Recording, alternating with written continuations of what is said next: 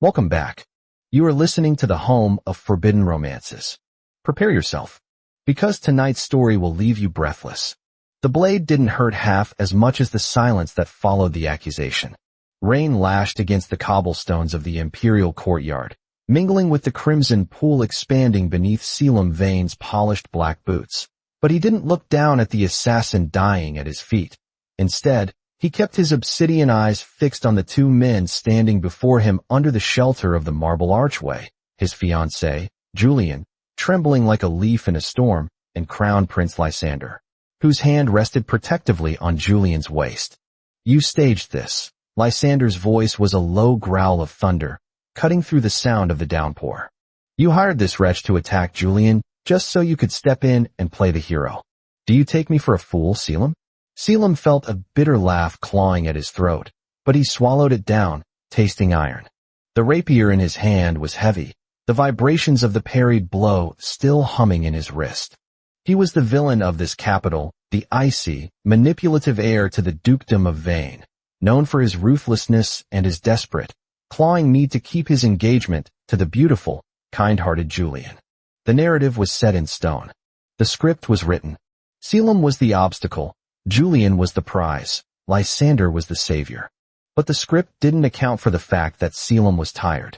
Bone deep, soul-crushing tired. He flicked his wrist, shaking the assassin's blood off his blade with a sharp thwip sound that made Julian flinch. Selim sheathed the weapon with a smooth, practiced motion and finally looked at the prince. He didn't offer a defense. He didn't sneer.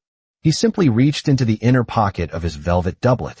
"You are right, Your Highness," Selim said, his voice flat, void of the usual venom he was known for. "I am a schemer.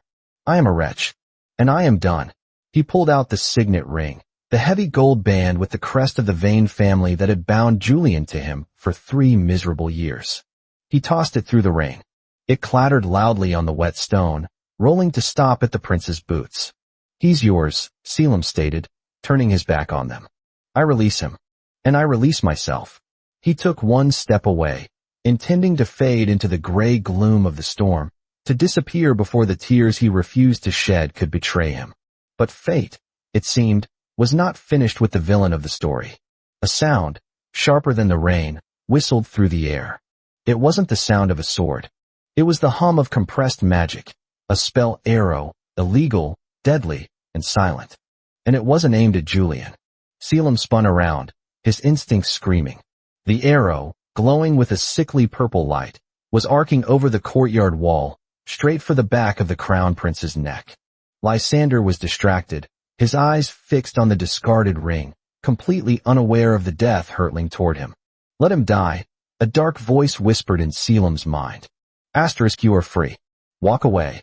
Asterisk, but the body moved faster than the mind. It was a reflex born of years of harsh training, of a childhood spent shielding a younger brother who never loved him back. Selim lunged. He didn't have time to draw his sword. He threw himself across the wet gap between them, colliding with Lysander's broad back just as the arrow struck. It didn't hit the prince. It buried itself deep into Selim's shoulder. The impact was like a sledgehammer. Magic exploded through his veins, burning like liquid fire. Selim gasped, his vision widening, as he collapsed against the prince, dragging them both to the wet ground. "Selim."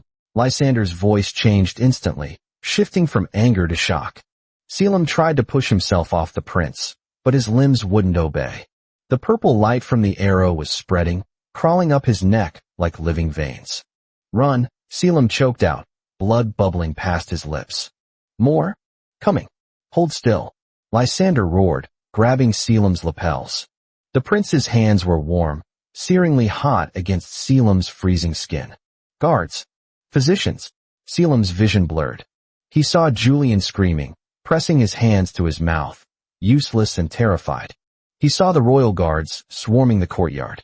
But mostly he saw Lysander's eyes, usually so cold when looking at him, now filled with a frantic, confusing intensity. The prince ripped the arrow out. A mistake. The magic in the tip wasn't just poison, it was a binding curse. As the blood from Selim's shoulder sprayed onto Lysander's hands, the purple light leaped. It didn't dissipate. It latched onto the prince, spiraling up his arms, merging their energies. A scream tore from both their throats simultaneously. It felt as though their souls were being stitched together with a rusted needle. What is this? Lysander grit out, his forehead pressing against Selim's as they both writhed in the mud. Blood. Pact, Selim whispered, the darkness closing in. Ancient. Forbidden. I'm sorry. Stay with me, Vayne. That is an order. But Selim didn't listen to orders anymore.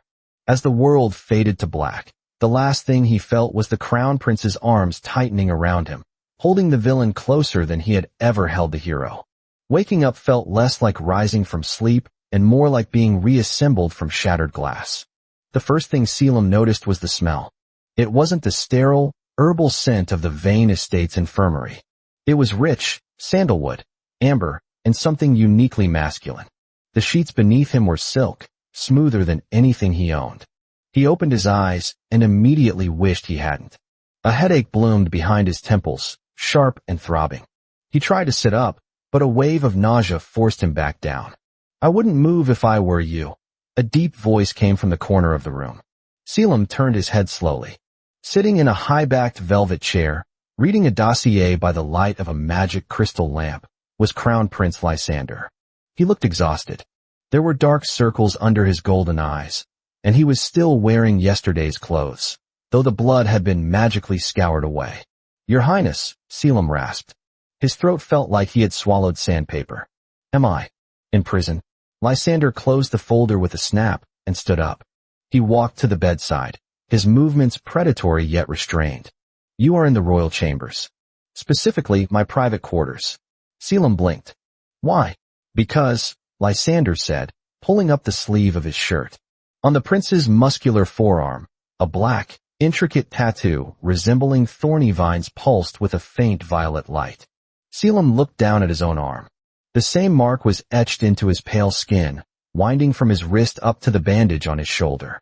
The physician calls it a soul tether, Lysander explained, his voice devoid of emotion, though his jaw was tight. The arrow was meant to kill me by severing my soul from my body. Because you intercepted it, the magic fractured. It couldn't kill two souls, so it bound them to stabilize the energy. Selim stared at the mark. He knew of this dark magic.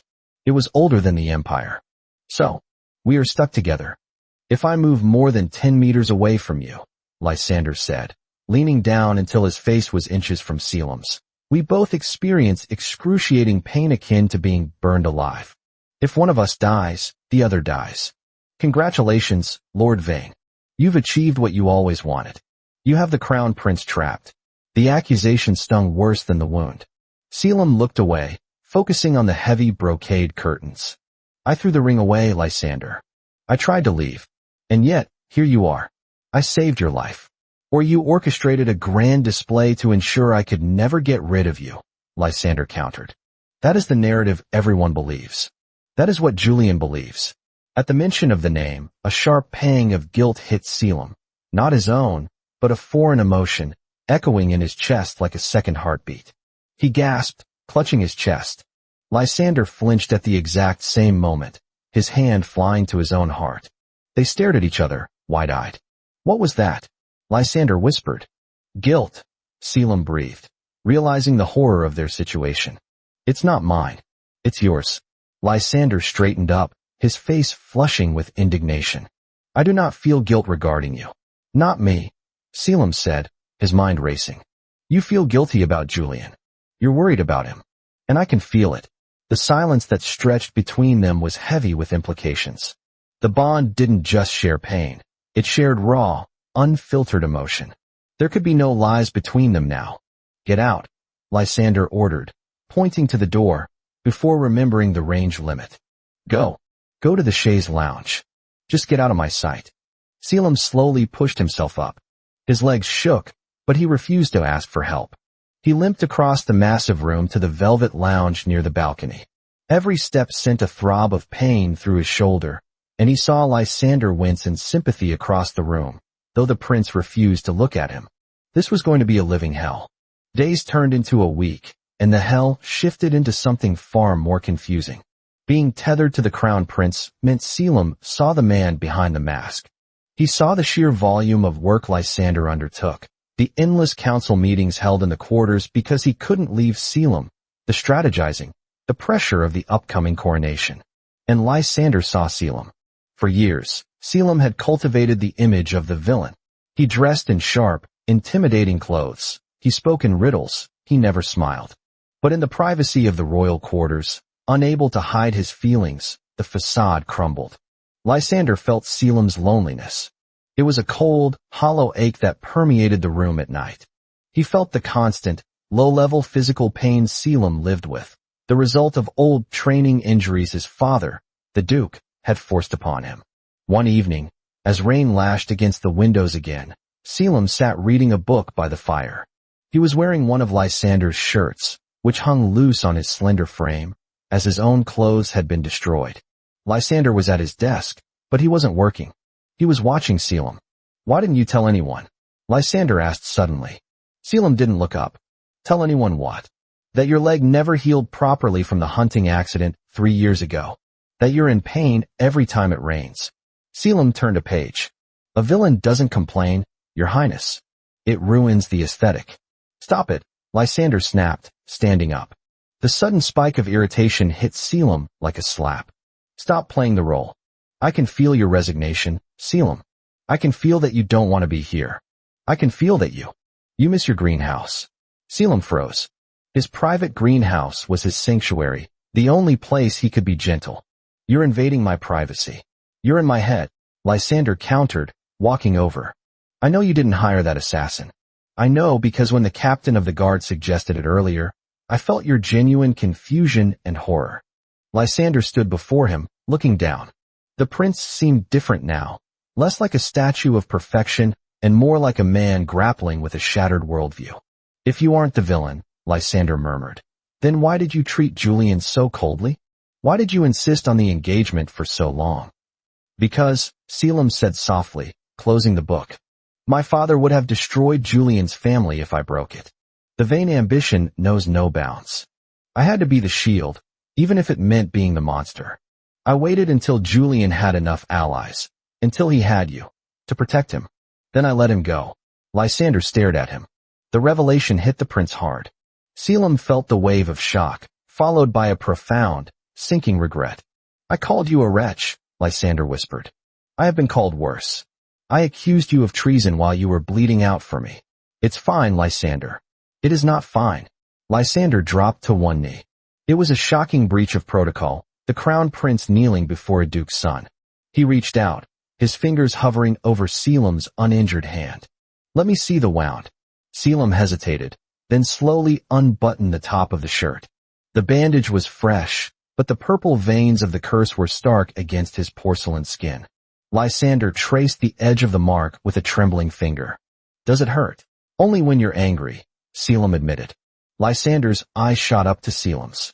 The gold in his irises seemed to melt, turning into warm honey. "Then I shall endeavor never to be angry again." The door burst open. "Lysander."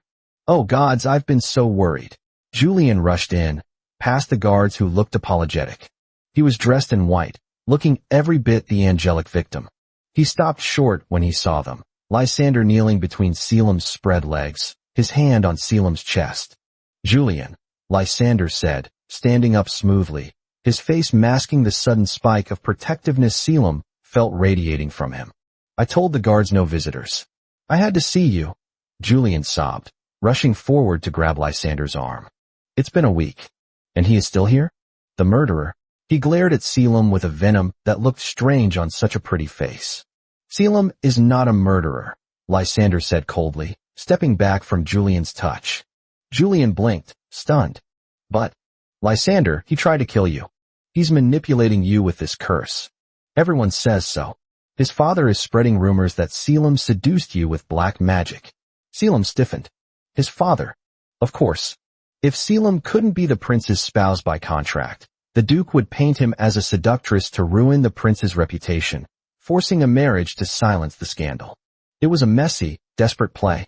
"My father is a liar," Selim said from the chair, his voice steady. "Shut up," Julian snapped. "You've always hated us. You've always been jealous." "Enough," Lysander's voice boomed. The command carried the weight of the crown. "Julian, You will return to your estate. Do not speak to Selim that way again. You're defending him?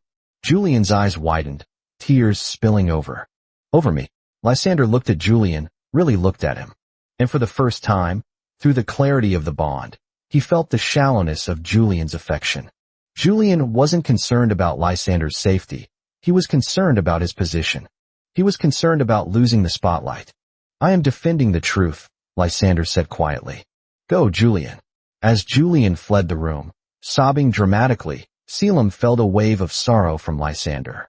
It wasn't the sorrow of lost love, but the sorrow of realizing he had been loving an illusion. I'm sorry, Selim said. Lysander turned, his expression weary. He walked back to Selim, sitting on the edge of the chaise lounge. Don't be. You were the only one telling the truth all along. I was just too blind to read the subtext. He reached out, cupping Selim's face.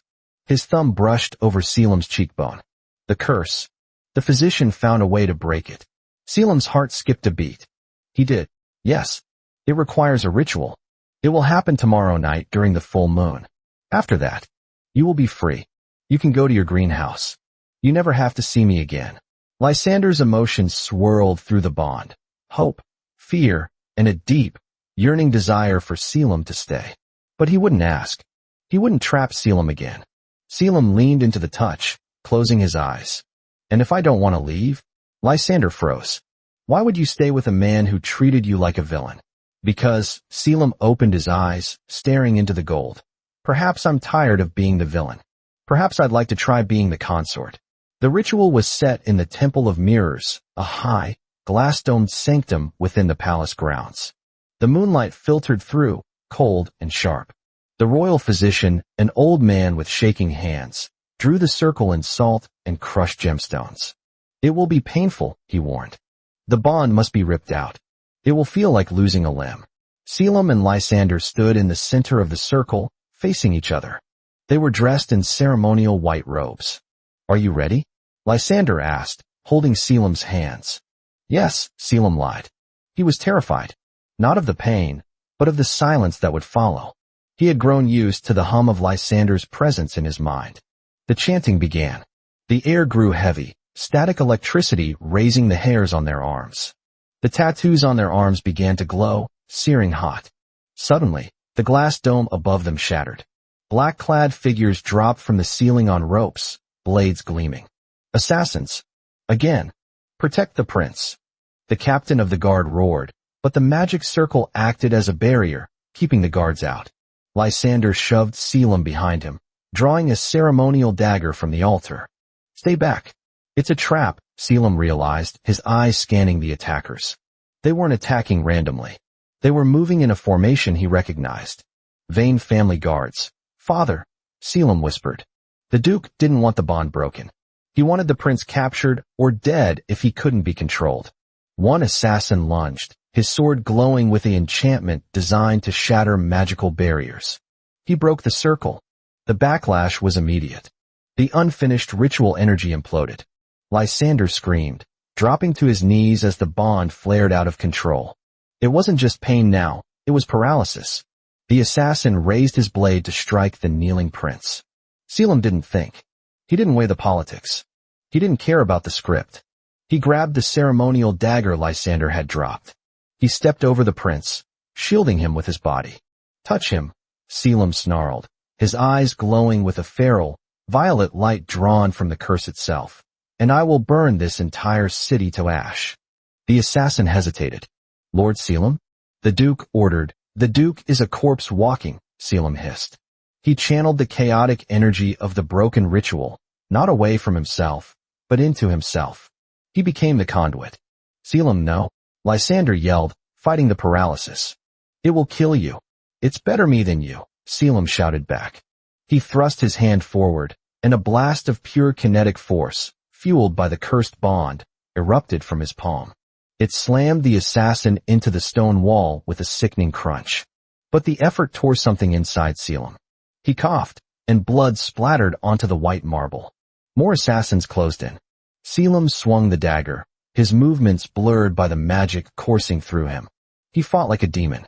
He fought like a man who had nothing left to lose but the one person he had come to love. He took a slash to the arm, a kick to the ribs. But he didn't fall. He stood over Lysander, a bloody, beautiful, avenging angel. Suddenly, a warm hand grabbed his ankle. Lysander. Together, Lysander gritted out. The prince forced himself up, fighting the magical pressure. He wrapped his arms around Selim's waist from behind, resting his chin on Selim's bloodied shoulder. Don't filter it, Lysander whispered into his ear. Don't take it all. Share it with me. Use me. Selim sobbed a breath. It hurts. I know, Lysander said, his hands clamping over Selim's hands on the dagger. Give it to me. The bond snapped open, wide and unrestricted. Lysander's immense magical reserves flooded into Selim, stabilizing the chaotic energy. They moved as one entity. Lysander guided Selim's strikes, their minds synchronized perfectly. They were a whirlwind of white silk and violet light.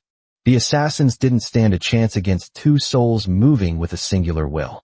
Within moments, silence fell over the temple, broken only by their ragged breathing. The guards finally broke through the outer doors, rushing in to secure the perimeter. But they stopped, staring in awe at the center of the room. The crown prince and the villain stood amidst the carnage, covered in blood, holding each other up. The tattoos on their arms had changed. The thorny black vines had turned into gold, shimmering softly. The curse hadn't been broken. It had been forged into something new. A soul bond. Permanent. Unbreakable. Lysander turned Selim around, checking him frantically for mortal wounds. You foolish, self-sacrificing idiot. Selim smiled, his teeth stained red. I told you. I'm the villain. We're dramatic. Lysander laughed, a broken, relieved sound. He pulled Selim into a crushing kiss, right there in front of the gods and the guards. It tasted of copper and rain, desperate and possessive. Selim melted into it, clutching Lysander's lapels, finally allowing himself to be held. The aftermath was swift. Duke Vane was arrested for treason, his plotting exposed by the very assassins he sent. Julian left the capital, his reputation in tatters, realizing too late that innocence without substance is no match for loyalty forged in fire. Weeks later, the balcony of the royal quarters was bathed in sunlight. Selim sat on the railing, looking out over the capital. He wore the royal colors now, deep blue and gold. Lysander stepped out, wrapping his arms around Selim's waist, resting his chin on his shoulder. The golden mark on their arms hummed with a warm, contented energy. The council is asking about the wedding date, Lysander murmured, pressing a kiss to Selim's neck. Tell them the villain is still deciding if he wants to marry the hero, Selim teased, leaning back into the embrace. Too late, Lysander smirked, tightening his hold. The hero has already captured the villain. There is no escape. Selim looked at the man who had once been his enemy, the man who now shared his every heartbeat. I don't want to escape, Selim whispered. And that is how the viper tamed the wolf. If you enjoyed seeing Selim take control and the prince bow to his true equal, destroy that like button. And tell me in the comments, would you forgive a husband who tried to kill you? I'll be reading your answers. Subscribe for the next chapter. Until then.